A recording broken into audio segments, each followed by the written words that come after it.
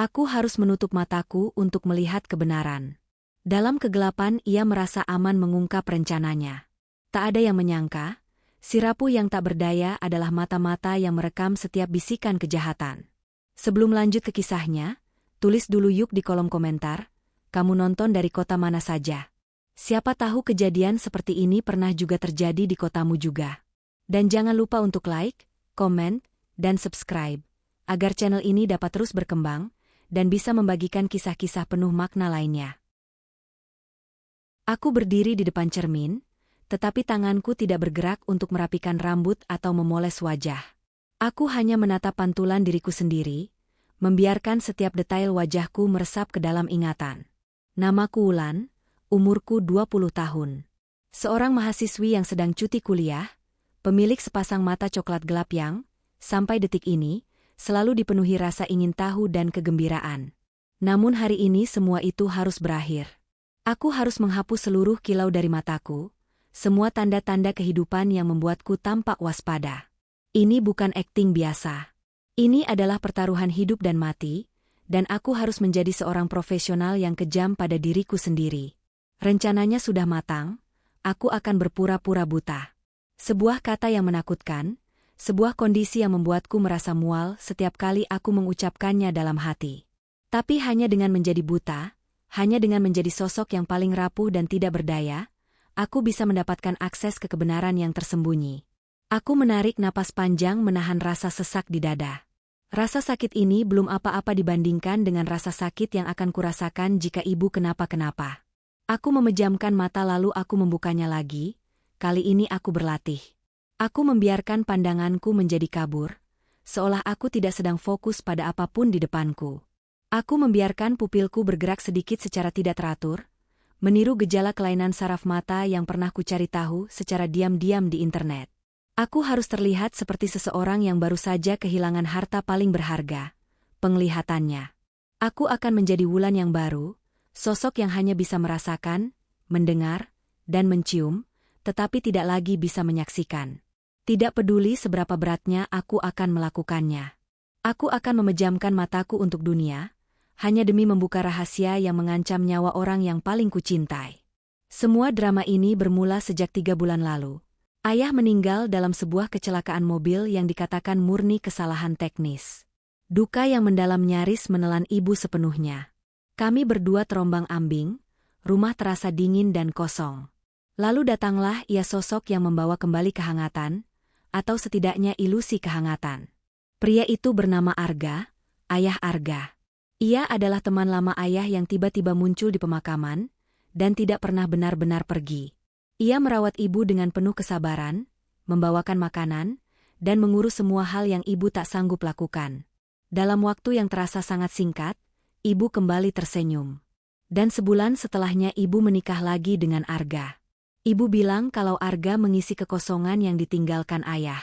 Dan benar saja, di mata publik Arga adalah sosok suami dan ayah tiri yang terlalu sempurna. Ia selalu ada, terlalu sopan, bahkan pada pelayan. Terlalu perhatian sampai-sampai ia sudah menyiapkan teh ibu bahkan sebelum ibu memintanya. Terlalu cepat mengambil alih semua urusan rumah, mulai dari mengganti lampu yang mati hingga mengelola semua rekening bank ibu. Biar ibu tidak pusing sayang. Fokus saja pada kesembuhan hati ibu, katanya dengan senyum menenangkan. Orang-orang memuji ibu karena menemukan malaikat penyelamat secepat itu. Aku harus mengakui, awalnya aku pun sedikit tersentuh. Namun hati kecilku, insting yang kupelajari dari ayah, tidak mau diam. Insting itu berbisik, hati-hati Wulan. Di dunia ini tidak ada yang terlalu sempurna. Ayahku Bima selalu mengajarkanku satu hal, bacalah orang jangan hanya dengarkan kata-katanya. Ayahku selalu bilang, Wulan, kata-kata itu mudah diatur, tapi mata dan gerak-gerik jujur itu sulit dibohongi.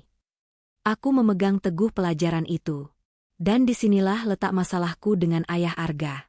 Ia bisa berbicara dengan kata-kata yang lembut, memuji masakan ibu, atau memberiku semangat untuk kembali kuliah, tetapi saat aku menatapnya lama-lama, aku merasakan adanya kekosongan yang aneh di balik matanya. Saat ia memeluk ibu, matanya selalu sibuk melirik ke arah lain, seperti menghitung waktu. Senyumnya sungguh manis, Selalu berhasil mencapai sudut bibirnya, membuatnya tampak ramah dan tulus. Tapi kilau kebahagiaan, rasa cinta yang sebenarnya, tidak pernah sampai ke retina matanya. Matanya tetap dingin seolah sedang menghitung sesuatu, bukan merasakan apa-apa. Ini membuatku sangat tidak nyaman. Aku mulai memerhatikan detail kecil lainnya. Ayah Arga selalu mengenakan sarung tangan tipis saat ia mengutak-atik sesuatu, seperti memperbaiki pipa atau mengambil surat. Ia juga sering menghabiskan waktu lama di ponselnya, dan begitu aku mendekat, ia akan langsung mengunci layar atau buru-buru mengubahnya menjadi mode pesawat. Sikapnya ini sangat berbeda dengan ayah kandungku dulu, yang santai dan terbuka. Ketidaknyamanan ini perlahan berubah menjadi kecurigaan yang tebal. Aku merasa seperti ada tirai yang tergantung di antara wajah ayah Arga yang sempurna dan rahasia gelap yang ia sembunyikan di baliknya. Aku mulai berpikir, mungkin ia bukan malaikat penyelamat, melainkan serigala berbulu domba yang sedang menunggu waktu yang tepat. Instingku akhirnya mendapatkan makanan nyata, sesuatu yang mengubah kecurigaan menjadi keyakinan penuh bahwa ada yang tidak beres. Itu terjadi pada suatu sore yang tenang, saat ibu sedang tidur siang dan ayah Arga pergi keluar untuk mengambil beberapa perlengkapan rumah tangga. Aku sedang mencari gunting kuku di laci kecil samping tempat tidur ibu, yang seharusnya hanya berisi kaos kaki dan beberapa alat jahit. Saat aku menggeser tumpukan kaos kaki musim dingin ibu, tanganku menyentuh sebuah amplop tebal berwarna coklat tua. Amplop itu terasa penting, berat, dan anehnya ada nama ayah kandungku Bima tertulis di sana. Jantungku langsung berdebar kencang. Aku mengeluarkan dokumen itu dan membukanya dengan tangan gemetar. Isinya adalah salinan polis asuransi jiwa ayah yang sudah sangat lama. Nominal klaimnya sangat besar, cukup untuk menopang kehidupan ibu dan aku selama bertahun-tahun. Tapi itu bukan yang membuatku terkesiap. Mataku langsung tertuju pada bagian ahli waris. Di sana tertulis jelas, ahli waris pertama adalah ibu. Dan yang kedua di bawahnya dicetak tebal seolah baru saja ditambahkan, tertulis ahli waris kedua yaitu Arga. Sebuah lonceng alarm berdentang keras di kepalaku. Mereka baru menikah, dan baru sebulan. Bagaimana mungkin nama ayah Arga sudah tercantum sebagai ahli waris kedua, tepat setelah ibu? Bukankah seharusnya aku sebagai anak yang menjadi ahli waris kedua? Keputusan ini terlalu cepat, terlalu terburu-buru, dan yang paling membuatku takut, terlalu rapi dan terencana. Aku merasa seperti sedang memegang peta menuju jurang yang dalam. Dokumen ini adalah bukti pertama yang tidak bisa dibantah oleh senyum palsu ayah Arga. Aku menyalin detail penting dengan cepat dan mengembalikan dokumen itu ke tempatnya.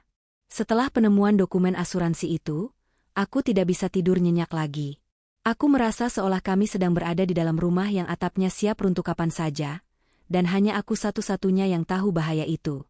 Kecurigaan kini telah menjadi kesimpulan yang menakutkan kan, hidup ibu dalam bahaya. Ayah Arga pasti memiliki rencana gelap, dan ayah kandungku mungkin saja bukan korban kecelakaan murni. Aku harus bisa mengungkapnya. Tapi bagaimana, jika aku mencoba mencari bukti secara terbuka, ayah Arga pasti akan curiga. Ia akan mengunciku, menjauhkan ibu, atau lebih buruk lagi ia akan bertindak cepat. Aku butuh waktu, dan yang lebih penting aku butuh ayah Arga lengah. Benar-benar menganggapku tidak penting. Aku menyadari satu-satunya cara untuk melihat semuanya tanpa terlihat adalah dengan menjadi orang yang tidak bisa melihat. Dengan menjadi buta, hanya dengan berpura-pura buta aku akan diabaikan. Ia akan berbicara bebas di dekatku, ia akan bergerak tanpa rasa khawatir, dan ia akan melakukan kejahatannya di hadapanku tanpa tahu bahwa aku adalah kamera tersembunyi yang merekam segalanya. Ide itu terasa begitu gila, begitu drastis, tapi juga sangat masuk akal. Ini adalah pengorbanan terbesar yang harus kulakukan. Aku akan merelakan penglihatanku demi menyelamatkan ibu. Malam itu aku duduk di tepi tempat tidur, menatap bingkai foto ayah. Aku berjanji pada diriku sendiri. Aku akan membuat seluruh dunia percaya bahwa Wulan telah kehilangan penglihatannya. Aku akan menjadi tak terlihat, tidak berbahaya, dan tak mampu menyaksikan kejahatannya. Saat semua orang yang terlibat tak menyangka, saat itulah kebenaran akan muncul. Dan begitulah rencana gila itu lahir. Misiku pun dimulai dan aku harus memilih tempat, waktu, dan cara yang sempurna untuk kehilangan penglihatanku. Setelah berhari-hari memikirkan di mana kecelakaan itu harus terjadi, aku memutuskan tangga utama rumah kami. Itu adalah lokasi yang paling strategis, tinggi, dan memiliki lantai marmer yang keras, menjamin suara benturan yang meyakinkan. Aku menunggu saat yang tepat, yaitu ketika ibu sedang berada di dapur, dan ayah Arga baru saja kembali dari luar, masih berada di ruang tamu, cukup dekat untuk mendengar, tetapi tidak cukup dekat untuk menghentikan. Aku berlatih di dalam kamar, mengukur setiap langkah, menghitung berapa lama waktu yang dibutuhkan untuk jatuh, dan yang paling penting, bagaimana cara jatuh yang terlihat fatal tanpa benar-benar melukai diriku secara serius. Aku memilih waktu menjelang senja, saat cahaya mulai remang-remang, menambah kesan bahwa aku tidak melihat langkahku. Sore itu saat suara gemerincing sendok ibu terdengar dari dapur, dan ayah Arga baru saja menaruh kunci mobil di meja, aku mulai bergerak. Aku berjalan menaiki 3 anak tangga pertama dengan normal, lalu aku berpura-pura kehilangan pijakan. Aku menjatuhkan diri dengan sempurna. Aku memastikan suara benturan tubuhku dengan anak tangga yang terbuat dari kayu jati bergaung keras, diikuti oleh suara kepalaku yang menghantam lantai marmer di bawah, menciptakan suara yang mematikan. Aku mengerang kesakitan, refleks tubuhku berteriak tetapi aku harus menahannya. Aku memegangi kepala dan mataku kuat-kuat. Bukan hanya untuk akting, tetapi juga karena rasa sakit yang nyata dari benturan itu. Aku memejamkan mata sekuat tenaga, menolak untuk melihat wajah panik ibu dan ayah Arga yang berlari mendekat. Aku harus meyakinkan mereka, terutama ayah Arga, bahwa ini bukan drama, ini adalah tragedi. Aku membiarkan diriku gemetar, tubuhku meringkuk. Gelap. Semuanya kenapa menjadi gelap? Suaraku mencoba menyalurkan kepanikan seorang yang tiba-tiba kehilangan indera utamanya. Dalam hitungan detik ibu sudah berlutut di sampingku. Suaranya bergetar antara tangis dan histeris. Ayah Arga yang datang menyusul mengangkat tubuhku dengan panik. Aku merasakan tangan kokohnya memelukku, dan di tengah kepura-puraanku aku merasakan satu hal. Debaran jantungnya sangat cepat, tetapi bukan karena rasa khawatir, melainkan karena keterkejutan yang dingin. Seolah dia tidak menduga skenario ini akan terjadi, tetapi di sisi lain ia melihat sebuah peluang. Aku membiarkan diriku terbawa, membiarkan pertunjukan ini mencapai klimaksnya di rumah sakit. Begitu tiba di ruang gawat darurat, aku sudah sepenuhnya tenggelam dalam peran. Aku menjaga mata tetap terpejam, dan ketika dokter mencoba membuka paksa kelopak mataku untuk memeriksa pupil, aku melawannya dengan gerakan refleks yang wajar dari orang yang sedang mengalami sakit kepala hebat. Dokter menyinariku dengan senter kecil. Aku tahu persis bagaimana cara mempertahankan pupil agar tidak bereaksi normal terhadap cahaya terang. Aku mengatur pupilku agar terlihat sedikit melebar, tidak teratur, dan yang terpenting, tidak merespons. Aku juga menggerakkan mataku secara cepat dan tidak teratur di bawah kelopak mata, menirukan gejala nistagmus yang menunjukkan kerusakan neurologis, bukan hanya luka fisik biasa. Dokter berulang kali bertanya, apa bisa lihat jari saya? Atau, apakah Anda melihat bayangan? Dan aku selalu menjawab dengan suara serak, gelap dokter, semuanya putih lalu gelap. Saya tidak bisa melihat apa-apa. Aku harus terdengar meyakinkan, putus asa, dan tak berdaya. Setelah serangkaian tes dokter akhirnya menarik kesimpulan. Aku mendengar suaranya yang tenang, tetapi nada prihatinnya tidak bisa disembunyikan. Nona Wulan mengalami temporary cortical blindness, kata dokter kepada ibu dan ayah Arga. Aku merasakan ibu tersentak di sampingku. Penjelasan dokter terdengar teknis, tetapi intinya sangat jelas. Saraf mata Nona Wulan secara fisik tidak rusak, tetapi pusat penglihatan di otaknya mengalami trauma hebat akibat benturan. Otak tidak memproses sinyal visual. Ini bisa bersifat sementara, bisa sembuh dalam beberapa minggu, atau bisa jadi permanen. Aku mendengarkan setiap kata dengan hati-hati. Kata-kata bisa permanen adalah kunciku. Itu memberi ayah Arga alasan untuk sepenuhnya mengabaikanku. Tangisan ibu pun pecah. Tangisan yang begitu nyata, tulus, dan penuh rasa sakit. Aku menggenggam tangan ibu yang dingin, hatiku hancur karena telah menyakitinya, tetapi aku berbisik dalam hati, ini demi kita Bu. Sementara itu aku mendengarkan reaksi ayah Arga.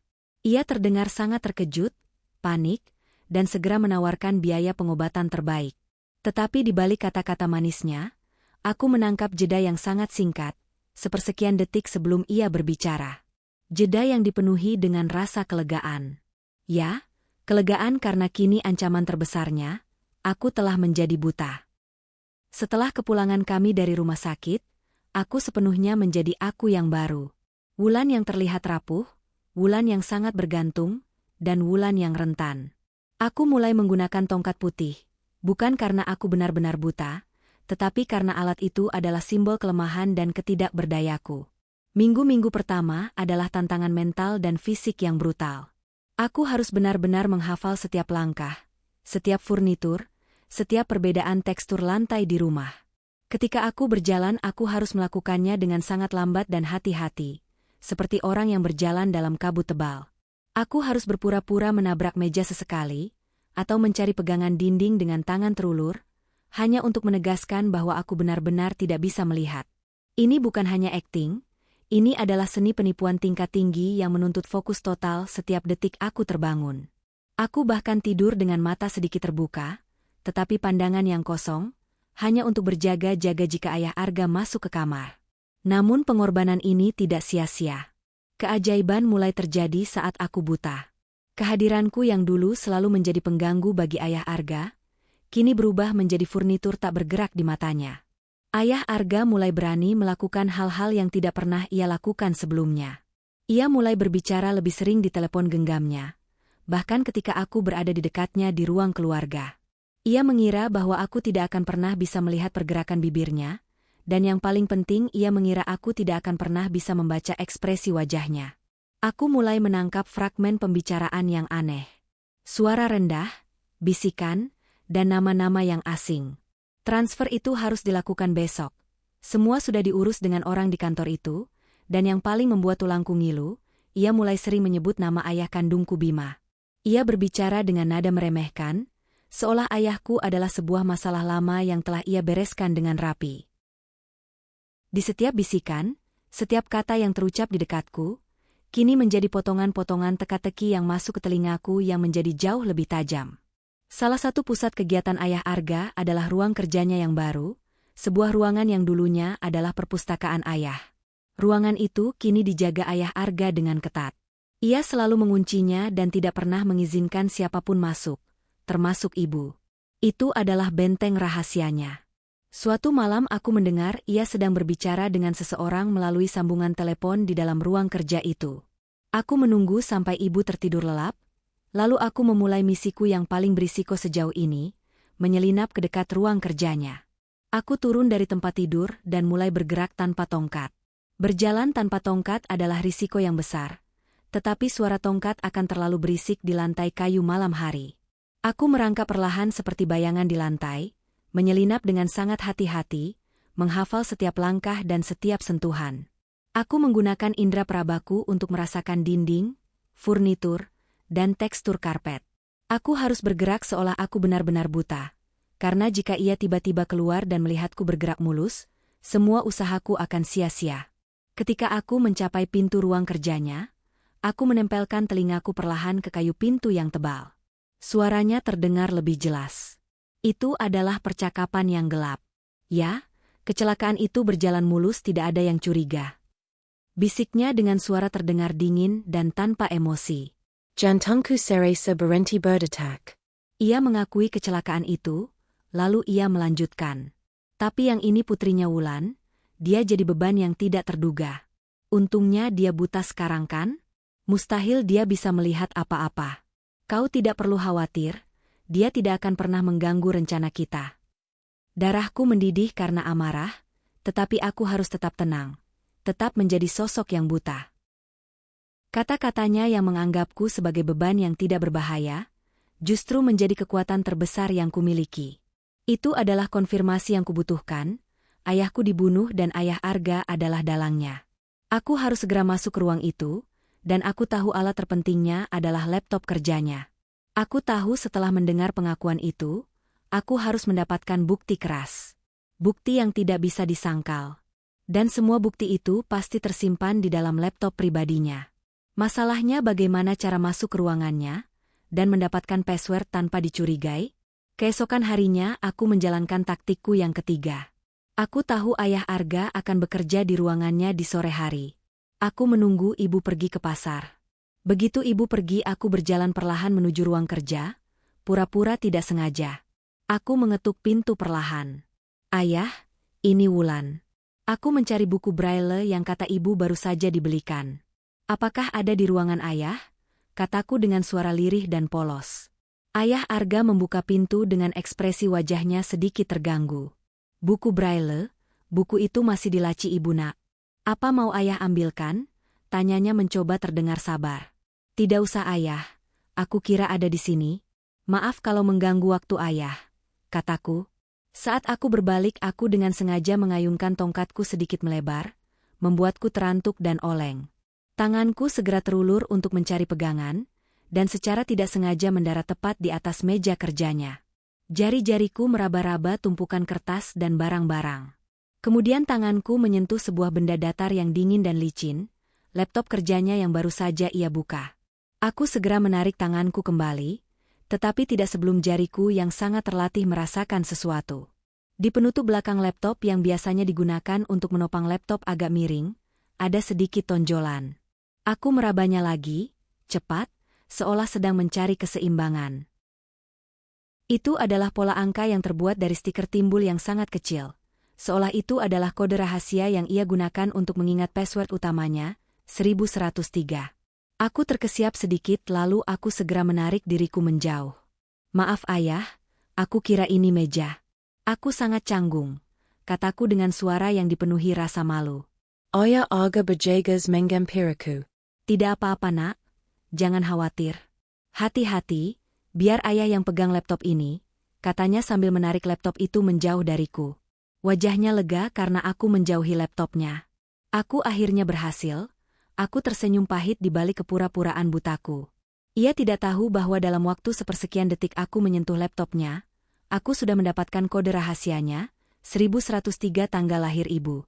Ironis, ia menggunakan tanggal lahir cinta sejati ibuku untuk menutupi rencana jahatnya.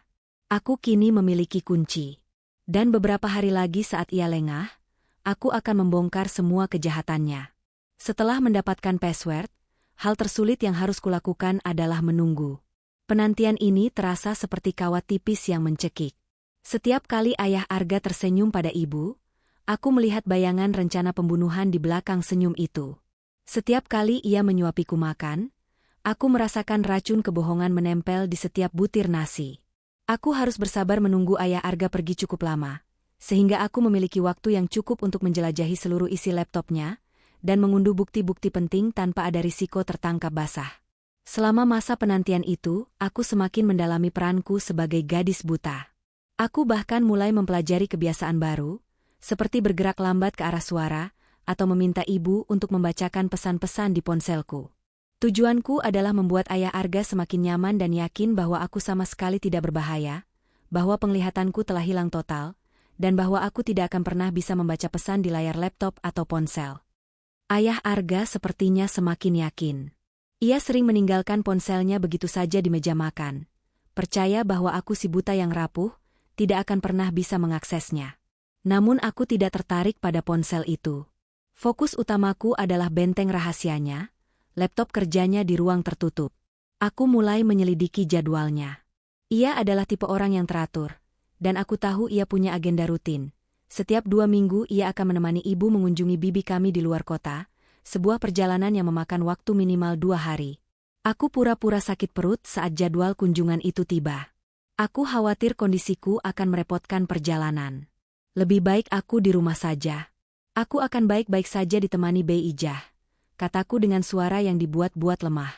Ibu seperti yang kuduga merasa bersalah dan khawatir. Ayah Arga di sisi lain tidak perlu berpura-pura membujukku. Ia setuju dengan kelegaan yang tidak bisa ia sembunyikan. Baiklah nak, ayah akan meminta Bei Ijah asisten rumah tangga kita, untuk menginap di sini. Ayah akan segera kembali, katanya mencoba terdengar peduli. Aku mengangguk lemah, tetapi di dalam hati aku berteriak kegirangan. Aku akan memiliki waktu 2 hari penuh.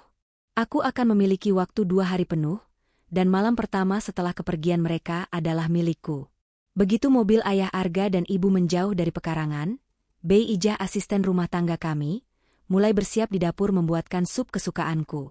Aku memastikan Bei Ija sibuk dan percaya bahwa aku sedang beristirahat di kamar. Aku menunggunya selesai membersihkan dan masuk ke kamarnya, yang berada di paviliun belakang. Ketika jam menunjukkan pukul 11 malam dan rumah benar-benar sunyi, tanpa suara dari luar maupun dalam, saat itulah aku bangkit. Aku melompat dari tempat tidur, bergerak cepat, dan dengan keyakinan yang luar biasa. Tidak ada tongkat dan tidak ada keraguan, tidak ada langkah yang salah. Aku berjalan langsung menuju ruang kerja, tanpa menabrak apapun. Aku bergerak seolah aku bisa melihat dengan sempurna, memang aku bisa. Aku berdiri di depan pintu ruang kerja yang terkunci rapat. Itu adalah kunci kuno, dan aku tahu Ayah Arga selalu menyimpannya di gantungan kunci bersama kunci mobil dan kunci kamar. Dia pasti membawanya, aku sudah memperhitungkan hal ini. Aku mengambil seutas kawat tipis yang kujatuhkan secara tidak sengaja di sana beberapa hari sebelumnya, dan mengeluarkannya dari saku celana trainingku. Dengan sedikit pelatihan mandiri dari video-video di internet, aku tahu cara membuka kunci kuno itu. Tanganku gemetar bukan karena takut, tetapi karena adrenalin yang memuncak. Aku memasukkan kawat itu ke lubang kunci.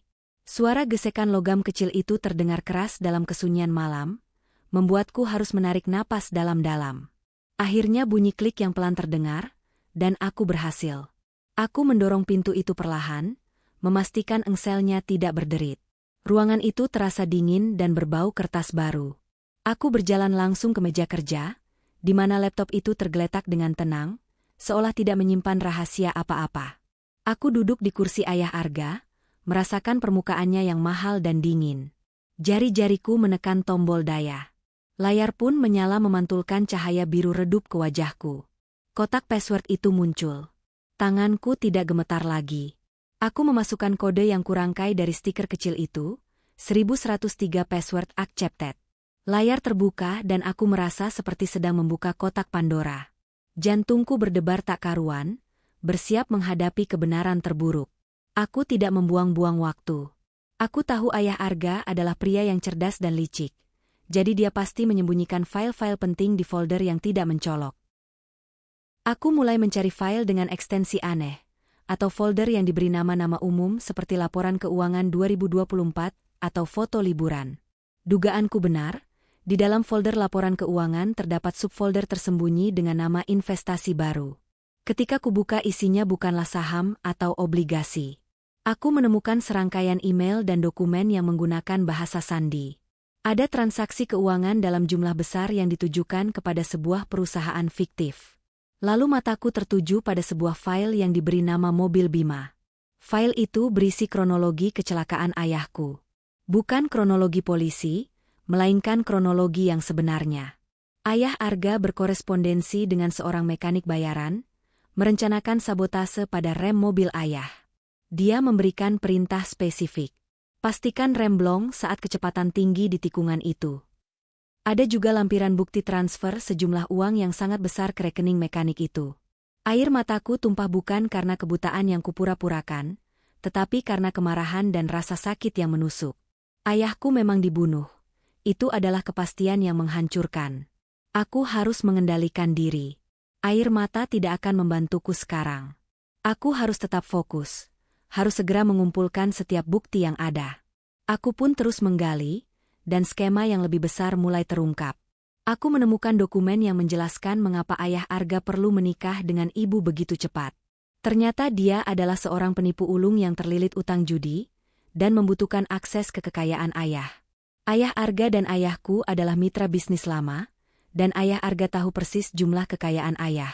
Dengan menyingkirkan ayah dia bisa menguasai bisnis ayah, dan dengan menikahi ibu dia bisa menguasai aset pribadi, dan yang paling penting adalah asuransi jiwa besar itu. Dokumen asuransi yang kulihat hanyalah puncak gunung es.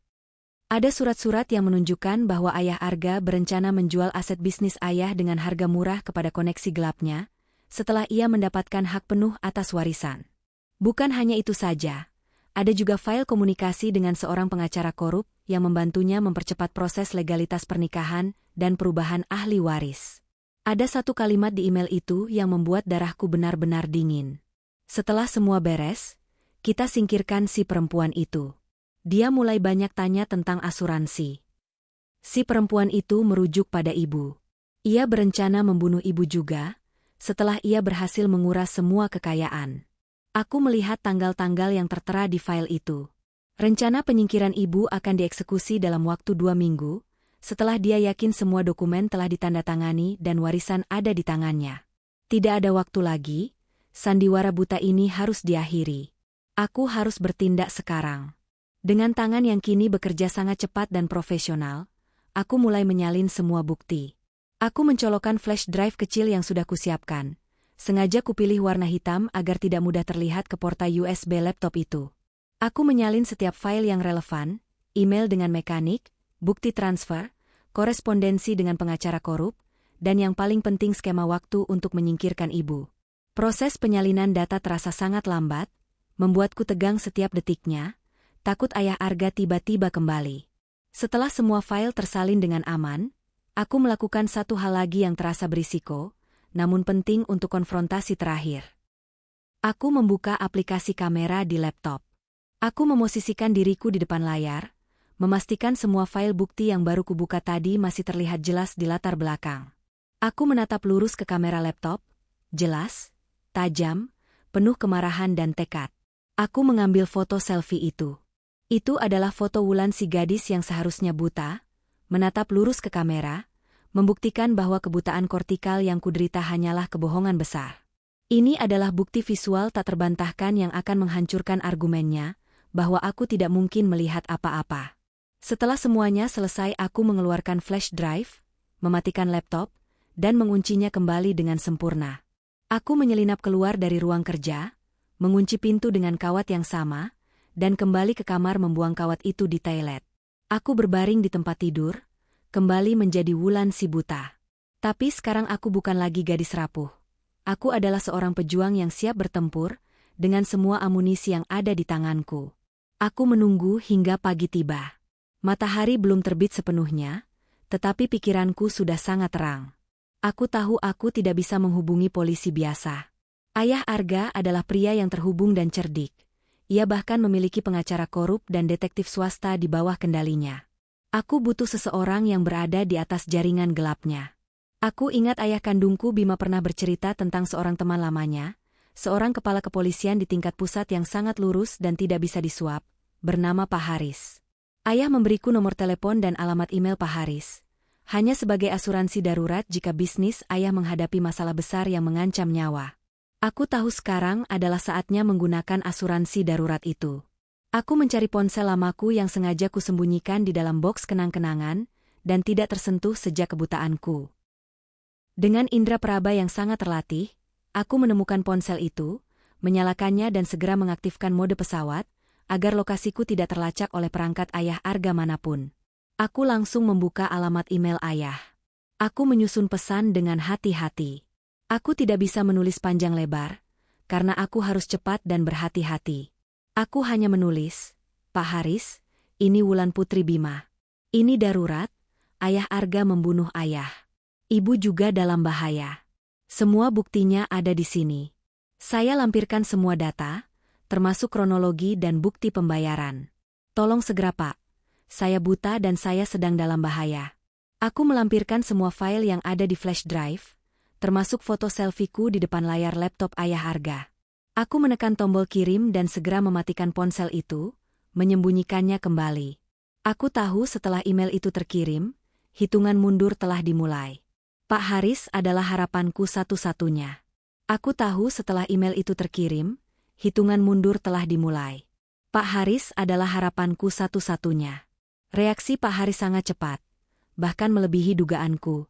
Sekitar 2 jam setelah aku mengirimkan email, tepat saat aku sedang berpura-pura sarapan dengan Bei Ijah, ponsel lamaku yang kusimpan di balik lemari bergetar pelan.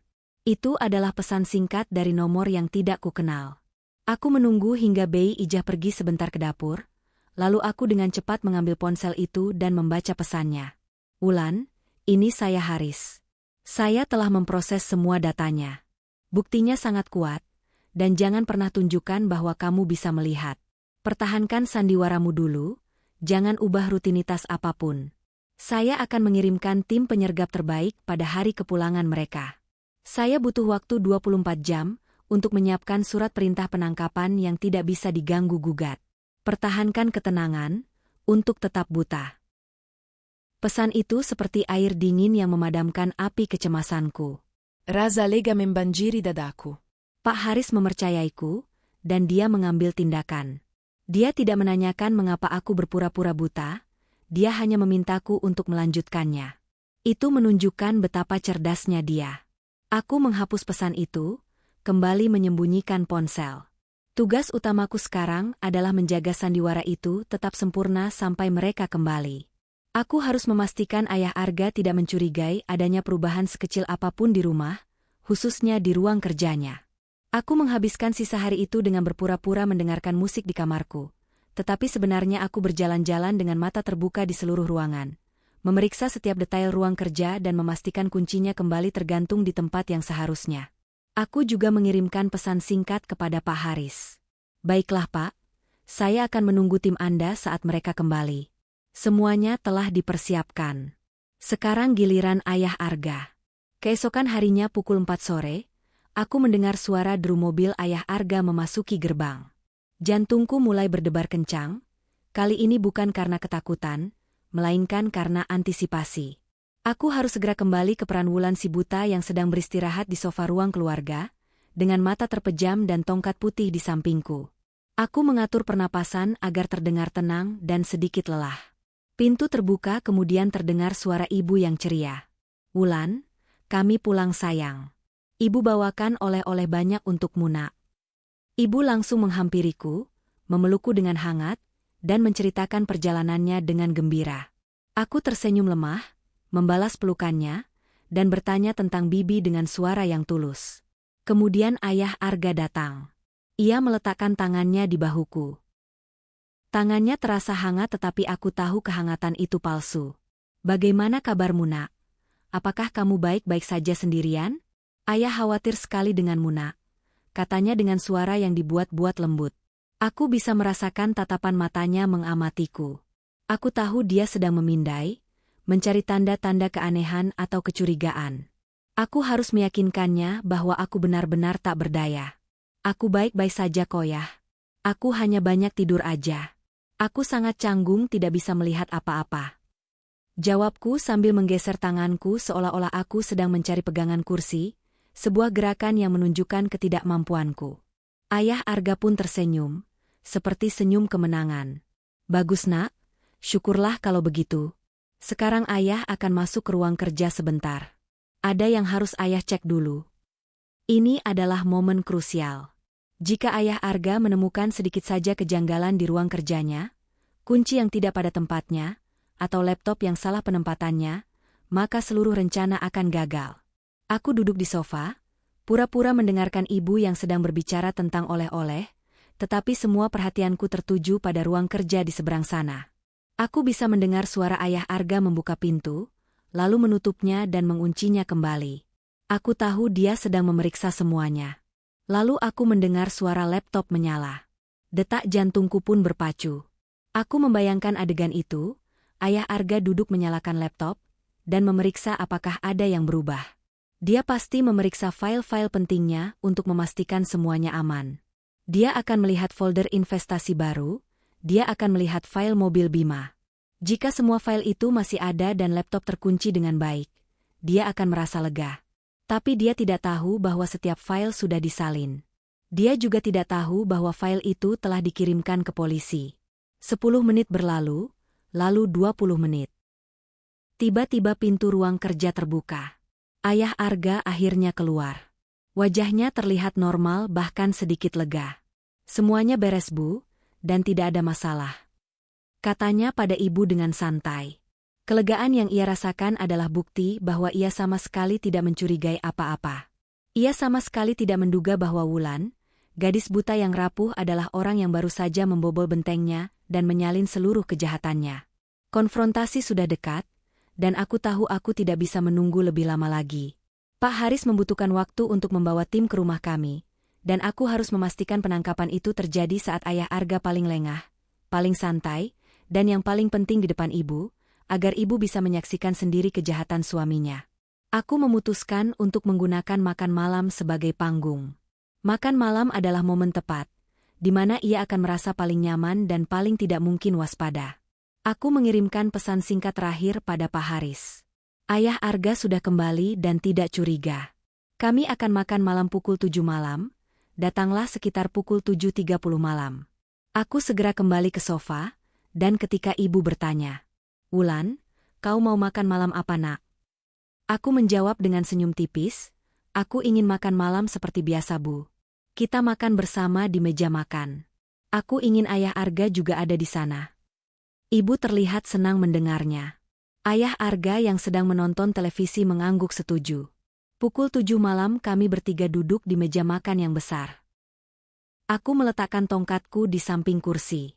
Ibu menyendokkan nasi untukku, dan ayah Arga sibuk menceritakan sesuatu tentang kunjungannya. Di luar langit sudah benar-benar gelap. Lampu ruang makan kami bersinar terang, menerangi meja dan wajah kami. Jam berdetak pukul 7.15, lalu pukul 7.20. Aku menatap lurus ke depan, ke arah hidangan di depanku, tetapi yang kulihat adalah bayangan ayah kandungku dan wajah ibu yang akan hancur. Aku harus menguatkan diri. Pukul 7.30 akan tiba sebentar lagi. Aku harus memulai dialog pemicu. Aku menghela napas dalam-dalam, memastikan suaraku tidak bergetar karena emosi. Kami bertiga duduk mengelilingi meja makan yang dihiasi lilin, sebuah pemandangan keluarga yang sempurna, tetapi di balik itu ada bom waktu yang siap meledak.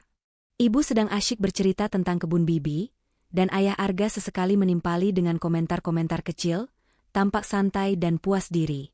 Aku menunggu jeda, dan ketika jeda itu tiba aku beraksi. Aku mengulurkan tangan ke piringku, memegang sendok dan garpu dengan canggung, berpura-pura kesulitan menemukan ikannya. Aku merasa sangat canggung Bu. Aku tidak bisa melihat ikan goreng ini. Apakah aku harus memegang piringnya agar bisa tahu di mana ikannya berada? Tanyaku dengan nada sedih, sengaja menggunakan intonasi yang memancing rasa kasihan. Ibu segera meraih piringku dengan rasa bersalah. "Ya Tuhan sayang, tentu saja tidak. Biar ibu yang carikan. Ini, coba pegang sendoknya di sini," kata ibu dengan lembut, mencoba mengarahkan sendokku ke potongan ikan. Aku bisa merasakan tatapan ayah Arga. Ia tampak tersenyum, senyum penuh kepuasan yang seolah mengatakan, "Lihat, Wulan hanya gadis buta yang tidak bisa melakukan apa-apa." Aku menyingkirkan sendokku dan mendongak. Wajahku diarahkan ke tempat yang kuperkirakan adalah ayah Arga. Aku harus berbicara dengan sangat tenang, seolah ini hanyalah curahan hati seorang gadis yang sedang merindukan indranya yang hilang. Aku harus membuat ayah Arga merasa begitu nyaman, sehingga ia akan mengabaikan peringatan apapun. Aku membiarkan keheningan sejenak menyelimuti meja, membuat ibu dan ayah Arga menunggu kata-kata yang akan keluar dari mulut Wulan si buta. Ketika aku berbicara, suaraku terdengar pelan seperti bisikan, tetapi setiap kata terasa setajam pisau di telingaku sendiri. "Ayah Arga, apa kau tahu selama 3 bulan ini yang paling menyakitkan bukanlah rasa gelapnya. Bukan juga kesulitan berjalan. Tapi aku sangat merindukan wajah ibu." Ibu menyentuh tanganku dengan matanya berkaca-kaca. "Aku merindukan warna biru di langit saat fajar ayah." Lanjutku, membiarkan sedikit air mata mengalir di pipiku. "Aku merindukan warna hijau pepohonan ayah. Aku merindukan segalanya yang bisa kulihat." Aku mengambil jeda yang dramatis, membuat ayah Arga merasa bahwa ia sedang mendengarkan kisah tragis yang semakin menguatkan statusnya sebagai pahlawan yang sabar. Ia merespons seperti yang sudah kuduga. Ia memasang wajah prihatinnya yang khas, wajah yang telah ia latih dengan baik di depan cermin. "Tentu saja nak, kita akan cari pengobatan terbaik ke luar negeri. Nanti ayah akan biayai semua." Aku membiarkannya bicara, membiarkannya tenggelam dalam perannya sebagai suami dan ayah tiri yang baik. Begitu ia selesai, aku mengakhiri kalimatku yang menggantung, tetapi kali ini dengan suara yang jauh lebih jelas dan mematikan. Aku menoleh membuat pandanganku yang kosong tampak tertuju ke arahnya. Meskipun aku tahu dia ada di sana. "Aku merindukan kebohonganmu," potongku. Suara ayah Arga terhenti di tenggorokannya. Ibu yang sedang memegang garpu, terdiam tidak mengerti. Dia menoleh dari aku ke ayah Arga, ekspresi bingung dan terkejut. Keheningan yang tiba-tiba ini terasa sangat berat, seperti beban balok besi yang jatuh di atas meja makan. Sendok di tangan ayah Arga terlepas, jatuh ke piring keramik dengan bunyi nyaring. Bunyi itu memecah kesunyian, dan sekaligus memecahkan cangkang ketenangan ayah Arga. Ia terlihat pucat pasi. Kemudian ia memandangku, dan ia melihat sesuatu yang berbeda. Aku tidak perlu lagi berakting. Aku menarik napas, dan aku melakukan gerakan yang telah kupersiapkan selama 3 bulan. Perlahan dengan kontrol penuh, aku mengangkat kepalaku. Lalu aku membuka mataku. Mataku yang dulu buta kini menatapnya lurus-lurus, jelas, tajam, dan penuh dengan kemarahan yang membara. Aku menatap langsung ke matanya, ke kedalaman kekosongan yang selalu kulihat di balik senyumnya. Ia juga melihat ke mataku, dan semua topeng, semua kepura-puraan, semua kesempurnaan yang ia bangun selama 3 bulan terakhir, langsung runtuh dalam sekejap. Aku membiarkan momen keterkejutan itu bertahan selama beberapa detik. Ibu di sisi lain masih menatapku dengan mata melebar, tidak memahami mengapa aku tiba-tiba membuka mataku dan menatap dengan tajam. "Wulan, apa kau bisa melihat, Nak?" Tanya ibu dengan suara dipenuhi harapan dan kebingungan yang bercampur aduk. Tapi sebelum ibu sempat melanjutkan pertanyaannya, ayah Arga sudah bereaksi. Wajahnya berubah drastis, dari keterkejutan menjadi amarah. Ia bergeser di kursinya, matanya menyala, penuh perhitungan. Aku tidak membiarkannya berbicara. Aku harus mengunci momentum ini. Ayah Arga, aku merindukan kebohonganmu karena sekarang aku bisa melihat mereka dengan jelas. Aku menarik flash drive hitam kecil itu dari saku bajuku, yang sengaja kuposisikan agar mudah dijangkau dan meletakkannya di tengah meja, di antara piring kami. Benda kecil itu tampak begitu tidak berbahaya. Tetapi aku tahu isinya jauh lebih mematikan daripada senjata api. Di dalam benda kecil itu ada bukti. Ada rekaman suara, chat, dan email tentang rencana pembunuhan ayah kandungku Bima. Ada bukti transfer uang kepada mekanik untuk menyabotase rem mobil. Ada semua skema untuk mengambil asuransi jiwa dan aset kami. Termasuk rencana untuk menyingkirkan ibu dalam waktu 2 minggu ke depan. Kalimat itu menghantam ibu seperti sambaran petir. Ia menoleh ke ayah Arga, matanya dipenuhi ketakutan dan penolakan. "Arga, apa-apaan ini?" Dan Wulan, kamu bohong kan Nak? Teriak ibu mencoba mencari kepastian. Ayah Arga tidak memedulikan ibu. Fokusnya hanyalah padaku. Ia menyadari sepenuhnya bahwa flash drive itu adalah akhir dari segalanya. Ekspresi amarahnya meledak. Ia beranjak dari kursi dengan sangat cepat, membalikan kursinya hingga terjatuh dengan bunyi keras. "Apa-apaan ini Wulan? Apa kau gila? Kau itu buta, kau tidak tahu apa yang sedang kau katakan." Teriaknya dengan suara penuh kepanikan, dan ia melangkah cepat ke arahku, tangannya terulur. Ia mencoba meraih flash drive itu, atau mungkin mencoba membungkamku. "Jangan bergerak," kataku mengandung peringatan yang jelas. Aku tahu persis pukul berapa sekarang. Pukul 7.30 malam. Aku tahu tim Pak Haris sudah berada di luar. Tepat ketika ayah Arga hampir mencapai meja, berniat menerkam, pintu depan kami didobrak dengan suara keras. 2 orang pria berbadan tegap dengan seragam polisi memasuki ruangan dengan cepat, diikuti oleh Pak Haris yang berdiri di ambang pintu, matanya lurus ke ayah Arga. Ayah Arga berhenti mendadak, dan terpaku di tempatnya. Matanya melebar karena terkejut. Ia benar-benar tidak menyangka. Aku pun tersenyum tipis. "Ayah Arga, aku sudah mengirim semua yang ada di flash drive itu, bahkan sebelum kita mulai makan malam. Akhirnya kau ditangkap juga." Tim polisi segera bergerak, meringkus ayah Arga yang masih terperangah. Ibu menangis histeris memelukku erat-erat. Sandiwara Wulan si buta telah berakhir, tepat pada waktunya. Ruang makan yang tadinya terasa hangat kini dipenuhi dengan ketegangan yang baru. Setelah ayah Arga diborgol dan dibawa pergi oleh 2 petugas, Pak Haris kepala kepolisian yang kutahu adalah teman lama ayah, mendekat. Ia menatapku dengan tatapan kagum dan lega yang jelas. Ibu masih memelukku, tubuhnya gemetar hebat, isakan tangisnya memilukan. Aku membalas pelukannya, merasakan sakitnya yang dalam. Aku tahu ini akan sangat menyakitkan bagi ibu. Ia baru saja kehilangan suami pertamanya secara tragis, dan sekarang ia harus menerima kenyataan bahwa suami keduanya adalah pembunuh berdarah dingin yang berniat membunuhnya pula. Pak Haris memberi isyarat kepada petugas lain untuk menjaga ketenangan dan memeriksa keamanan rumah. "Wulan, kau telah melakukan hal yang sangat berani.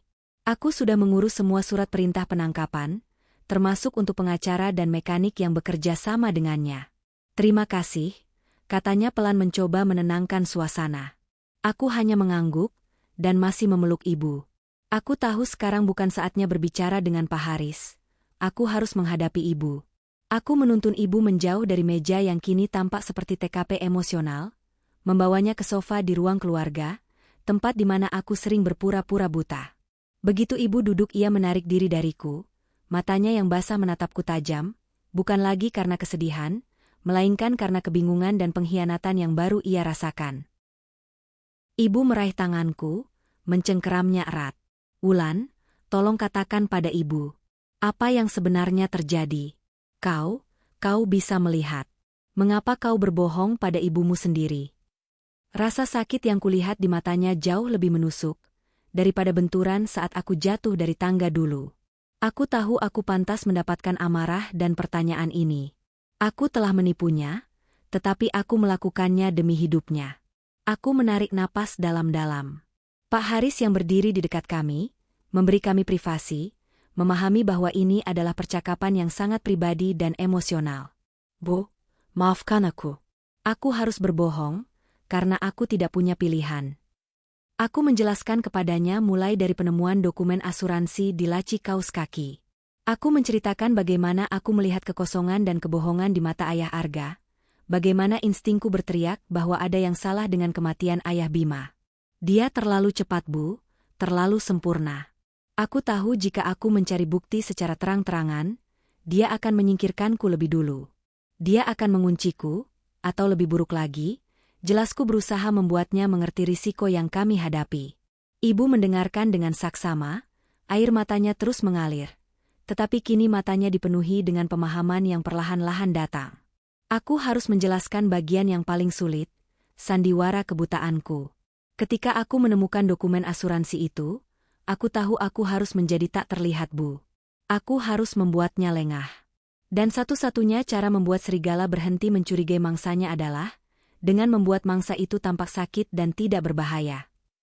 Aku menceritakan tentang bagaimana aku merencanakan kecelakaan di tangga, bagaimana aku melatih mataku untuk menipu dokter, dan bagaimana aku harus menjalani hari-hari dalam kegelapan yang kupaksakan sendiri.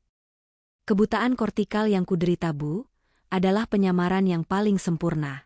Saat aku buta dia akan berbicara bebas. Lalu dia meninggalkan ponselnya. Dia merasa aman di dalam benteng rahasianya di ruang kerja. Dia mengira aku hanyalah perabotan yang rapuh, yang hanya bisa mendengar tanpa bisa menyaksikan. Aku memegang kedua tangan ibu dengan erat. Saat aku buta, Bu, aku mendengar pengakuannya. Aku mendengar dia berbicara tentang bagaimana dia menyabotase mobil ayah. Aku mendengar dia berbicara tentang rencana untuk menyingkirkan ibu, agar dia bisa menguasai semua harta. Aku harus berakting buta untuk bisa melihat kejahatan yang tersembunyi. Aku menipu ibu karena aku mencintai ibu, dan aku harus menyelamatkan hidup ibu.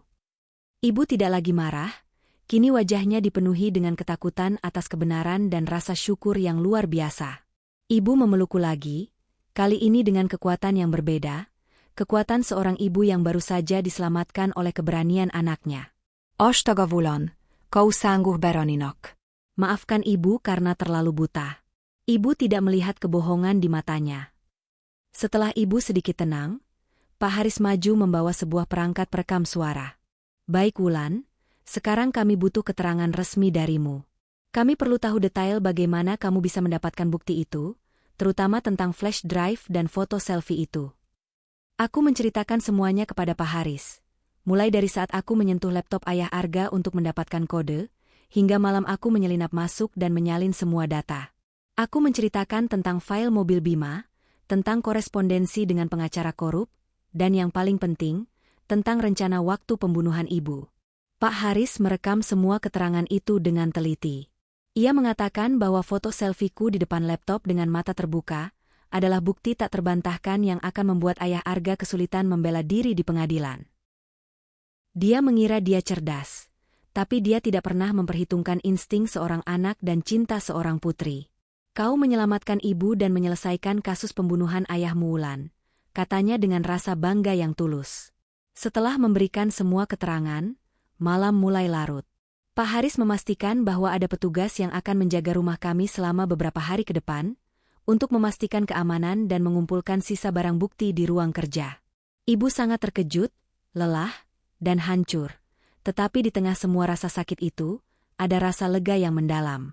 Ia kini tahu kebenaran tentang kematian suaminya, dan ia telah diselamatkan dari nasib yang sama. Aku menuntun ibu ke kamar tidur, membantunya berbaring. Ibu menatapku lagi, dan kali ini matanya tidak lagi menanyakan apa-apa, hanya memancarkan cinta.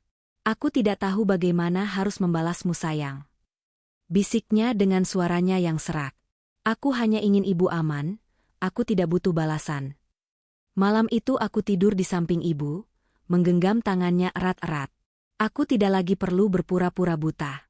Mata coklatku yang selama 3 bulan kupaksa mati, kini kembali bersinar. Namun aku tahu penyembuhan emosional kami baru saja dimulai. Kami harus menghadapi duka atas ayah Bima, menghadapi pengkhianatan ayah Arga, dan membangun kembali kepercayaan ibu pada dunia. Tetapi yang paling penting kami selamat, dan kami akan menghadapinya bersama-sama. Setelah berbulan-bulan hidup dalam kegelapan yang disengaja, tidur malam ini terasa sangat berbeda.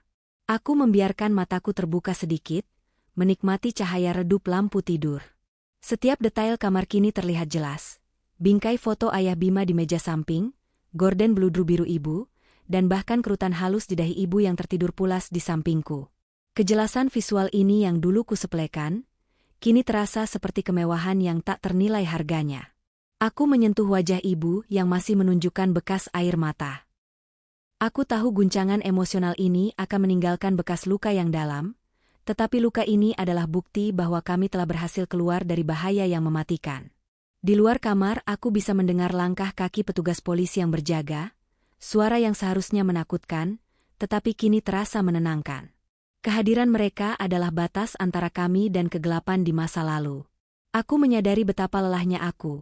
Bukan hanya fisik karena harus jatuh dari tangga dan berjalan dalam kegelapan, tetapi lelah mental karena harus menjaga kebohongan yang sangat besar. Aku memejamkan mata membiarkan diriku tenggelam dalam tidur yang damai.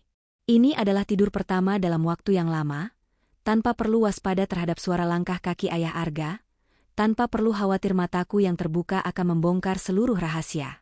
Sandiwaraku telah memberiku nyawa ibu dan memberiku kembali kedamaian batinku sendiri, meski harganya sangat mahal. Keesokan paginya aku terbangun sebelum ibu. Aku turun ke dapur dan menemukan Pak Haris sedang menunggu dengan kopi hangat. Ia tidak mengenakan seragam melainkan kemeja kasual, memberinya aura sebagai teman lama ayah, bukan hanya seorang polisi. "Bagaimana perasaanmu dan ibumu, Wulan?" tanyanya dengan nada penuh perhatian. Aku menjelaskan bahwa ibu masih sangat syok, tetapi fisik kami baik-baik saja. Aku pun mulai bertanya tentang perkembangan kasus. Pak Haris menjelaskan bahwa penangkapan ayah Arga berjalan mulus, dan bukti yang kusampaikan sangat kuat. Bukti digital yang kamu kumpulkan adalah kunci utama. Tidak ada yang menduga seorang gadis buta bisa membobol laptop secerdik itu. Kami sedang melacak pengacara korup dan mekanik yang dia sewa. Kasus pembunuhan berencana ini akan segera disidangkan, jelasnya. Ia juga memberiku kabar yang melegakan. Semua aset ibu yang sempat dipindahkan atau dikendalikan oleh ayah Arga kini dibekukan, dan akan segera dikembalikan ke tangan ibu melalui jalur hukum. Aku merasa sangat bersyukur. Ayah Arga tidak hanya mencoba membunuh, tetapi juga mencoba menghancurkan kami secara finansial. Pak Haris kemudian membicarakan tentang proses sidang. Ia meminta agar ibu dan aku siap untuk memberikan kesaksian, dan ia meyakinkanku bahwa mereka akan melindungi kami sepenuhnya. Ketika ibu akhirnya bangun dan bergabung di meja makan, ia terlihat seperti baru saja melewati perang batin yang hebat. Matanya bengkak tetapi sorotnya lebih tegas. Ibu duduk di sampingku, meraih tanganku. Aku sudah memikirkannya semalaman, Wulan. Aku begitu bodohnya terlalu cepat mempercayai orang asing, bisiknya penuh penyesalan. Aku tahu tugas terberatku sekarang adalah membantunya memaafkan dirinya sendiri. Bukan ibu yang bodoh, dia yang terlalu licik. Dia adalah aktor hebat, Bu. Dia membuat kita semua percaya. Kataku berusaha menenangkannya. Kami menghabiskan pagi itu dengan perlahan meninjau kembali semua kenangan dengan ayah Arga. Ibu menangis lagi ketika ia menyadari bahwa setiap pujian, setiap perhatian, setiap bunga yang ia terima adalah bagian dari skenario jahat. Bahkan malam pertama yang romantis mereka adalah bagian dari rencana jahatnya untuk mendapatkan akses pada warisan ayah. Rasa pahit dari kebenaran ini sangat menyakitkan, tetapi ibu memelukku. Terima kasih sudah membuka mataku sayang. Secara harfiah dan kiasan, katanya tulus. Kami mulai menyusun rencana bersama Pak Haris tentang bagaimana menghadapi media dan publik, yang pastinya akan terkejut dengan berita penangkapan ini. Setelah menyelesaikan urusan dengan Pak Haris dan menenangkan ibu, aku merasa ada beban berat yang terangkat dari bahuku. Kini aku harus kembali ke kehidupan nyata, ke rutinitas Wulan yang sebenarnya. Aku kembali ke kamarku mengambil tongkat putih yang kutinggalkan tergeletak di sudut. Aku memeganginya, benda yang telah menjadi simbol kelemahanku selama berbulan-bulan. Aku menatapnya sejenak mengenang setiap langkah yang kupaksakan dalam kegelapan. Tongkat ini adalah teman setia dalam sandiwaraku. Aku tersenyum kecil lalu meletakkannya di tempat sampah. Aku tidak membutuhkannya lagi. Aku juga mengambil ponsel lamaku yang menjadi alat komunikasi rahasia. Aku menghapus semua jejak percakapan dengan Pak Haris dan mengembalikannya ke tempat seharusnya. Aku kembali memeriksa laptop pribadiku yang sudah lama tidak kugunakan. Ada banyak tugas kuliah yang menanti. Aku memutuskan untuk menghubungi kampus, meminta izin untuk segera kembali kuliah. Aku ingin bergerak maju, membalik lembaran hidup yang kelam ini. Aku ingin menjadi Wulan yang cerdas, yang penuh semangat, yang suka belajar, bukan Wulan yang rapuh dan buta. Namun aku tahu bahwa pengalaman ini telah mengubahku. Aku tidak akan pernah lagi memandang dunia dengan polos. Aku telah belajar bahwa kejahatan bisa bersembunyi di balik senyum paling manis, dan kebenaran terkadang hanya bisa ditemukan melalui penipuan yang paling rumit. Begitu berita penangkapan ayah Arga menyebar luas, seorang pengusaha yang dihormati dituduh membunuh mitra bisnisnya dan berencana membunuh istrinya sendiri, reaksi publik sangat besar. Media berbondong-bondong datang ke rumah kami. Wartawan mencoba mewawancarai siapapun yang mereka temui. Skandal ini menjadi berita utama di mana-mana. Orang-orang yang dulu memuji ayah Arga kini merasa tertipu dan terkejut. Tetangga dan teman-teman ibu menelepon, menyatakan keterkejutan dan simpati. Pak Haris dan timnya bertindak cepat, mengeluarkan pernyataan resmi yang melindungi privasi kami, tetapi mengonfirmasi kejahatan ayah Arga yang sangat terencana. Bagian cerita yang paling menarik perhatian publik adalah peran putri buta yang ternyata adalah mata-mata di dalam rumah itu. Meskipun Pak Haris tidak mengungkapkan secara detail bahwa aku hanya berpura-pura buta, media mulai berspekulasi, menyebutku sebagai gadis yang melihat dalam kegelapan. Sorotan ini terasa aneh. Aku yang biasanya tertutup kini menjadi pusat perhatian. Aku tahu aku tidak bisa lari dari fakta bahwa aku adalah kunci dari pengungkapan kejahatan ini. Aku harus bersiap menghadapi publik. Dan yang lebih penting aku harus bersiap menghadapi sidang, di mana aku harus menceritakan kembali sandiwara gila ini di hadapan hakim dan mata dunia. Sorotan media benar-benar luar biasa. Kami tidak bisa lagi keluar rumah tanpa dikejar oleh kamera dan mikrofon. Setiap sudut jalan di depan rumah kami dipenuhi oleh wartawan yang haus akan detail cerita tentang gadis yang melihat dalam kegelapan. Mereka berusaha keras mencari tahu bagaimana seorang gadis yang dinyatakan buta bisa mengungkap skema pembunuhan yang rumit. Pak Haris menugaskan beberapa petugas berpakaian preman untuk memastikan keamanan kami, tetapi tekanan mental dari menjadi pusat perhatian tidak terhindarkan. Ibu yang masih dalam kondisi sangat rapuh, seringkali terkejut mendengar suara jepretan kamera dari luar pagar. Aku tahu kami tidak bisa terus bersembunyi. Kami memutuskan untuk membuat pernyataan resmi singkat, atas saran Pak Haris untuk meredakan kehebohan media dan memastikan bahwa hanya satu versi kebenaran yang keluar. Dalam pernyataan itu, aku tidak secara eksplisit mengatakan bahwa aku berpura-pura buta, tetapi aku berfokus pada insting, cinta seorang anak, dan bantuan teknologi. Aku berkata, saya percaya bahwa cinta seorang anak kepada orang tuanya bisa menjadi mata paling tajam di dunia. Saya hanya mengikuti petunjuk kecil yang ditunjukkan oleh naluri saya, dan untungnya kebenatan itu kini terungkap berkat kerja keras pihak kepolisian. Pernyataan itu berhasil meredakan spekulasi tentang kebutaanku, mengarahkan fokus publik pada keberanian dan kekuatan emosional, bukan pada trik drama. Meskipun demikian di mata ayah Arga dan tim pembelanya, fakta bahwa aku tidak buta adalah senjata terkuat yang mereka miliki. Kami segera menyewa pengacara baru, seorang wanita tegas dan cerdas bernama Bu Risa, yang dikenal karena kemampuannya dalam menangani kasus-kasus kriminal berprofil tinggi. Pertemuan pertama dengannya sangatlah intens. Bu Risa langsung menanyakan tentang sandiwara kebutaanku. "Wulan, kita harus jujur. Pihak pembela ayah Arga pasti akan menggunakan fakta bahwa kamu berpura-pura buta sebagai upaya untuk mendiskreditkanmu di mata juri.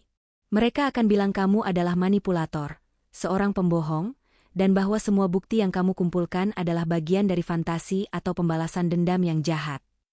Aku mendengarkan dengan tenang, dan aku sudah memperkirakan ini. "Saya siap, Bu Risa," jawabku. "Saya memang berbohong, tetapi kebohongan saya adalah alat untuk mengungkap kebenaran yang jauh lebih besar. Kebohongan saya tidak mengubah fakta bahwa ada bukti transfer uang kepada mekanik, ada email rencana pembunuhan ayah saya, dan ada rencana untuk membunuh ibu. Saya tidak memalsukan bukti itu, saya hanya memalsukan kondisi mata saya untuk mendapatkannya." Bu Risa tersenyum tipis, dan matanya menunjukkan persetujuan. "Bagus, kita akan menggunakan kebohonganmu sebagai bukti pengorbanan dan keberanian. Kita akan tunjukkan bahwa kamu mempertaruhkan nyawamu sendiri, dengan berpura-pura tidak berdaya untuk menyelamatkan ibu. Kita akan mengubah kelemahanmu menjadi kekuatan terbesar di persidangan." Untuk mempersiapkan persidangan, aku menjalani pelatihan kesaksian yang intensif dengan Bu Risa. Bu Risa memerankan pengacara pembela ayah Arga yang sangat agresif. Ia menanyai aku tentang setiap detail sandiwaraku. "Nona Wulan, bukankah Anda seorang mahasiswi cerdas yang mampu memalsukan gejala medis di depan dokter? Bagaimana juri bisa mempercayai Anda ketika Anda telah membuktikan diri Anda adalah pembohong ulung?" Teriak Bu Risa mencoba membuatku emosi. Aku harus tetap tenang dan fokus. Saya melakukan apapun yang diperlukan untuk bertahan hidup dan melindungi ibu. Jika saya tidak berbohong tentang kondisi mata saya akan terbunuh, dan ibu juga akan terbunuh. Jawabku berulang kali, memastikan emosiku tetap terkontrol. Bagian tersulit adalah ketika Bu Risa mengulang kembali dialogku di meja makan, terutama kalimat, "Aku merindukan kebohonganmu." Bu Risa memintaku menjelaskan mengapa aku membuka mataku tepat pada momen itu. "Mengapa tidak menghubungi polisi saat kamu berhasil mendapatkan semua bukti, Nona? Mengapa kamu harus menunggu dan bermain drama di depan ibu dan ayah Arga?" tanyanya. Aku harus menjelaskan bahwa itu adalah satu-satunya cara untuk menjebaknya agar tidak bisa melarikan diri, dan satu-satunya cara untuk membuat ibu menyaksikan kebenarannya sendiri tanpa keraguan sedikitpun. Jika saya menelepon polisi lebih awal, ayah Arga mungkin melarikan diri dan mengancam ibu dari jarak jauh. Saya harus membuatnya diamankan di tempat, di depan kami, jelasku. Di tengah semua hiruk-pikuk persiapan sidang dan sorotan media, fokus utamaku tetap pada ibu. Ibu menjadi sangat tertutup dan sering menangis diam-diam. Pengkhianatan ayah Arga tidak hanya merenggut uang dan waktu, tetapi juga menghancurkan kepercayaan ibu pada orang lain, dan bahkan pada dirinya sendiri. Ibu sering bertanya padaku, apakah aku benar-benar tidak melihat apa-apa Wulan? Bagaimana bisa aku menikah dengan pembunuh suamiku sendiri? Aku menghabiskan banyak waktu untuk meyakinkan ibu bahwa dia adalah korban, bukan pihak yang bersalah. Kami mengunjungi makam ayah Bima bersama-sama. Di sana ibu bisa menangis dan melepaskan rasa sakitnya. Aku bilang padanya, ayah Bima pasti bangga pada ibu karena sudah berusaha mencari kebahagiaan lagi, meskipun kebahagiaan itu ternyata palsu. Aku juga sering mengingatkannya pada keberaniannya. Ibu sangat kuat, dan yang paling penting ibu selamat. Kita akan berdiri bersama di persidangan, dan ibu akan menjadi saksi yang kuat untuk ayah, kataku. Dukungan emosional kami menjadi benteng kami. Kami menjadi lebih dekat dari sebelumnya. Sandiwara kebutaanku telah menjauhkan kami secara fisik, tetapi pengungkapan kebenaran telah menyatukan kami kembali dalam ikatan yang tak terpisahkan. Setelah berminggu-minggu persiapan, hari persidangan ayah Arga tiba. Atmosfer di ruang sidang sangat mencekam. Ruangan itu dipenuhi wartawan, pengamat, dan tentu saja ayah Arga yang duduk di kursi terdakwa dengan wajah pucat dan mata penuh kebencian.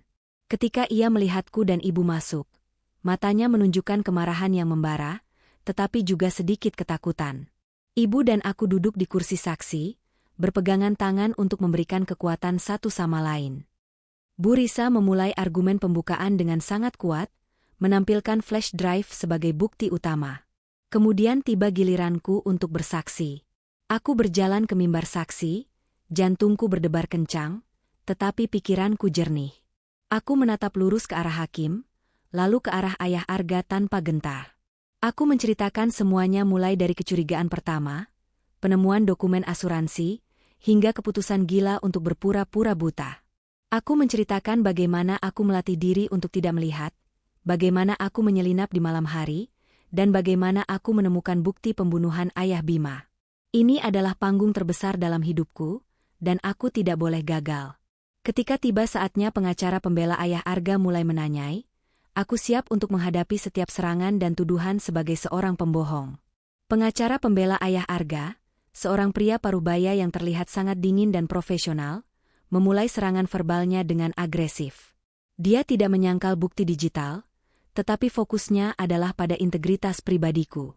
Nona Wulan, Anda telah mengakui di hadapan majelis hakim bahwa selama 3 bulan, Anda memalsukan sebuah kondisi medis yang serius, yaitu kebutaan. Anda telah menipu ibu kandung Anda sendiri, dokter, dan semua orang di sekitar Anda. Bukankah ini membuktikan bahwa Anda adalah seorang manipulator, yang akan melakukan kebohongan apapun, termasuk memalsukan cerita ini, demi motif pribadi, atau mungkin dendam? Aku menatapnya lurus-lurus, tidak membiarkan emosiku bergejolak. Saya tidak memalsukan cerita Tuan. Saya memalsukan kelemahan, dan saya tidak punya pilihan lain, jawabku tegas. Saya melihat bukti di depan mata saya bahwa ayah Arga adalah pembunuh ayah kandung saya, dan bahwa ibu saya adalah target berikutnya. Jika saya mencari bukti secara terang-terangan, saya tidak akan hidup cukup lama untuk duduk di kursi ini. Saya memilih untuk terlihat tidak berbahaya. Saya memilih untuk menipu demi menyelamatkan 2 nyawa. Saya rasa setiap orang di ruangan ini, yang mencintai keluarganya akan melakukan hal yang sama. Pengacara pembela ayah Arga tidak puas. Ia mencoba menantang bukti digital, menuduhku sebagai hacker yang memanipulasi file di laptop ayah Arga. Bagaimana Anda bisa mengklaim bahwa file-file tersebut tidak Anda buat sendiri? Anda memiliki akses penuh ke laptop itu. Saat itulah Bu Risa bangkit dan memanggilku kembali ke mimbar. Nona Wulan, tolong jelaskan kepada hakim apa yang Anda lakukan sebelum Anda keluar dari laptop ayah Arga, tanya Bu Risa memanduku ke momen kunci. Aku menjelaskan tentang selfie di depan layar. Saya membuka kamera laptop, memastikan file-file kejahatan ayah Arga terlihat jelas di layar, dan saya mengambil foto diri saya sendiri, kataku. Bu Risa meminta hakim menampilkan foto itu. Di layar besar di ruang sidang terpampang jelas diriku. Wulan yang seharusnya buta, menatap lurus ke kamera dengan mata terbuka lebar, dan di latar belakang terlihat jelas nama-nama file seperti mobil Bima dan rencana asuransi ibu. Foto itu berbicara lebih keras daripada 1000 kata. Aku lalu menunjuk ke layar. Itu adalah bukti bahwa saya tidak buta. Itu adalah bukti bahwa saya telah mengambil semua risiko untuk mendapatkan kebenaran, kataku.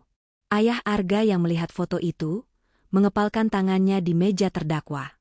Rasa terkejut dan pengkhianatan di matanya begitu nyata, mengakhiri semua sandiwaranya. Setelah kesaksianku yang menggemparkan, tibalah giliran ibu. Ibu yang awalnya terlihat rapuh, berjalan ke mimbar saksi dengan kepala tegak. Ia menceritakan tentang cinta palsu ayah Arga, tentang betapa terkejutnya ia saat mengetahui suaminya adalah pembunuh dan berencana membunuhnya. Ibu tidak perlu berbohong, air mata tulus dan rasa sakitnya adalah kesaksian yang paling kuat. Ibu menutup kesaksiannya dengan menatap ayah Arga. Kau mengambil kebahagiaan kami sekali, tetapi kau tidak akan pernah mengambil kebahagiaan putriku dan masa depanku.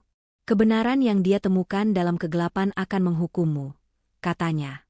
Setelah semua kesaksian, persidangan pun ditutup. Selama beberapa hari kami menunggu dengan hati cemas. Akhirnya keputusan juri dibacakan. Ayah Arga dinyatakan bersalah atas tuduhan pembunuhan berencana terhadap ayah Bima dan percobaan pembunuhan terhadap ibu. Hukuman yang dijatuhkan sangat berat, mencerminkan kekejaman dan perencanaan matang yang ia lakukan. Ketika putusan dibacakan, ayah Arga menatapku dengan tatapan kosong, seolah ia masih tidak percaya bahwa seorang gadis yang ia anggap tak berdaya telah menjadi penyebab kehancurannya. Aku tidak merasa senang, tetapi aku merasa damai. Keadilan untuk ayah Bima telah ditegakkan. Setelah persidangan selesai, sorotan media perlahan meredup. Kami kembali menjalani kehidupan yang tenang, meskipun dengan luka batin yang masih perlu disembuhkan. Ibu memulai terapi untuk mengatasi trauma pengkhianatan itu. Aku kembali ke kampus melanjutkan kuliahku yang sempat tertunda. Aku masih Wulan yang sama, tetapi kini aku membawa pengalaman yang mengubahku. Aku menjadi lebih waspada, lebih kuat, dan lebih menghargai kejujuran dan cahaya. Aku dan ibu sering membicarakan ayah Bima, mengenang kenangan indah bersamanya. Kami juga merapikan kembali ruang kerja di rumah, mengubahnya kembali menjadi perpustakaan yang hangat, tempat ayah Bima sering membaca. Kami menyingkirkan semua jejak ayah Arga. Proses penyembuhan ini lambat, tetapi kami saling menguatkan.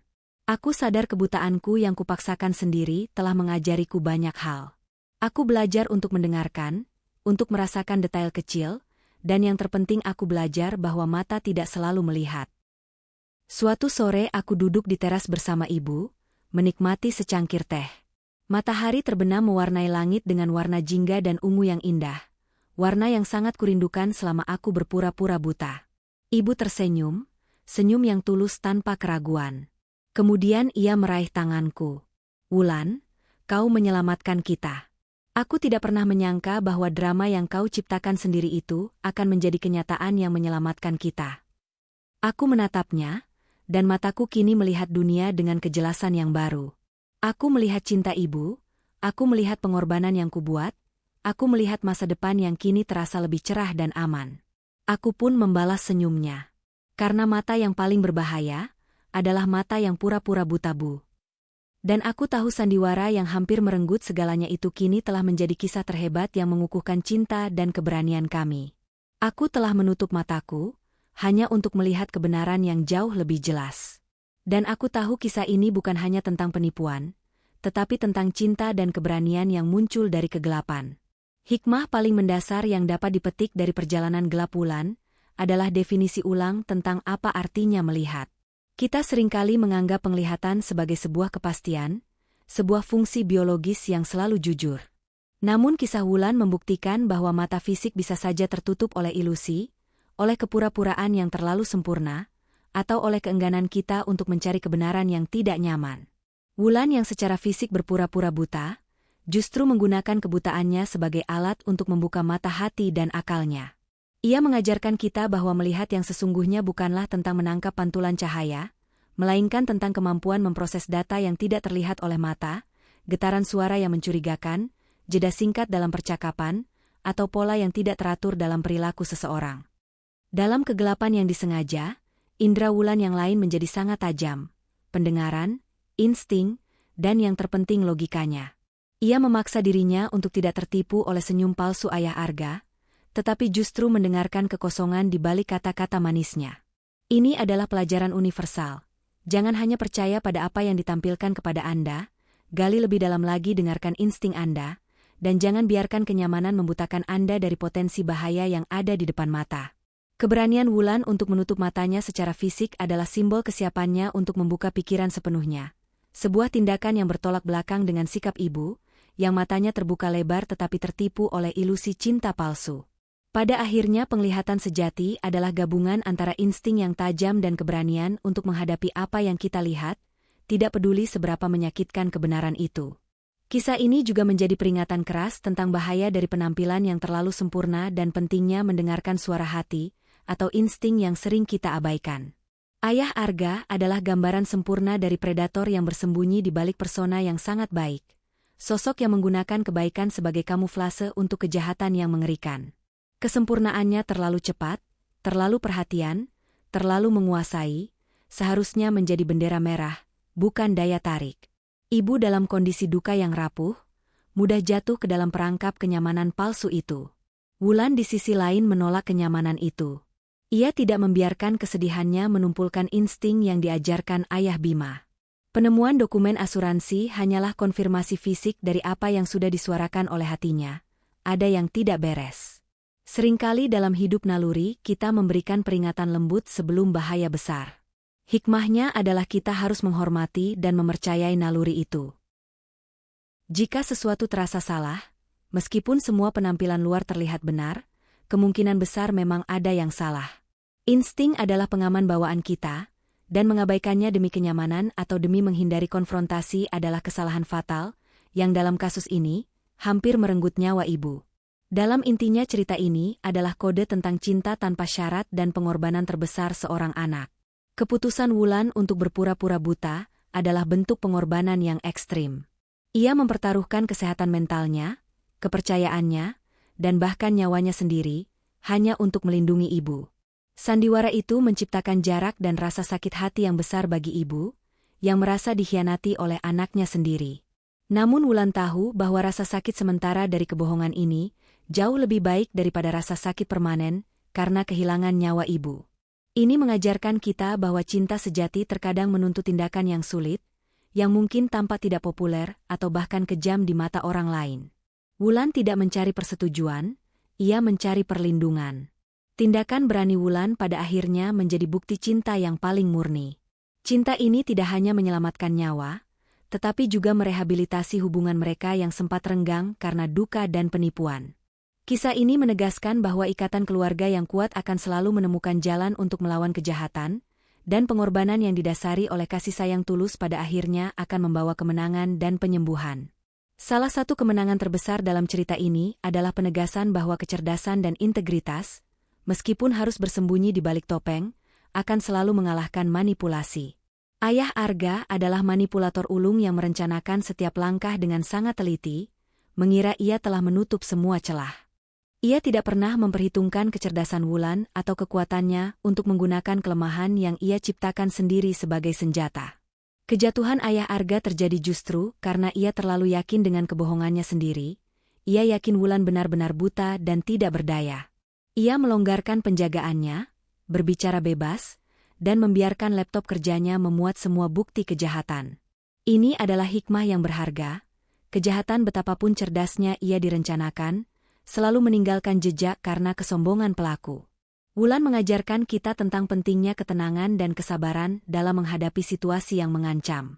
Dengan kepala dingin tanpa emosi yang berlebihan, Wulan mampu membalikan permainan dan menggunakan arogansi Ayah Arga sebagai alat untuk menjeratnya, membuktikan bahwa kecerdasan dan kebenaran, bahkan dalam penyamaran, akan selalu menemukan jalannya untuk menang. Akhirnya kisah Wulan memberikan pesan harapan yang mendalam. Bahkan dari kegelapan yang paling pekat pun, cahaya kebenaran dan penyembuhan dapat muncul. Sandiwara kebutaan Wulan meskipun dipenuhi risiko dan kesedihan, pada akhirnya membuka jalan bagi kami untuk mendapatkan keadilan bagi Ayah Bima dan memulai hidup baru. Wulan dan ibu tidak hanya selamat dari bahaya fisik, tetapi mereka juga disembuhkan dari kebohongan dan ilusi yang menyelimuti hidup mereka. Hubungan mereka diperkuat oleh api cobaan, menjadi benteng yang tidak bisa dihancurkan. Pesan penutup yang paling indah dari kisah ini adalah tentang regenerasi dan harapan. Wulan kini dapat memandang dunia dengan mata yang jernih, membawa serta kebijaksanaan dari pengalaman pahitnya. Ia telah belajar bahwa penyamaran terkuat adalah kelemahan yang kita tunjukkan, dan bahwa kebenaran sejati tidak terletak pada apa yang kita lihat, tetapi pada apa yang kita berani hadapi. Ia menutup sandiwaranya dengan kalimat yang mendefinisikan seluruh aksinya, mata yang paling berbahaya adalah mata yang pura-pura buta. Kalimat itu akan selalu mengingatkan kita bahwa terkadang, untuk melihat dengan jelas, kita harus rela menutup mata dari semua gangguan dan fokus pada insting yang menuntun kita menuju cahaya kebenaran.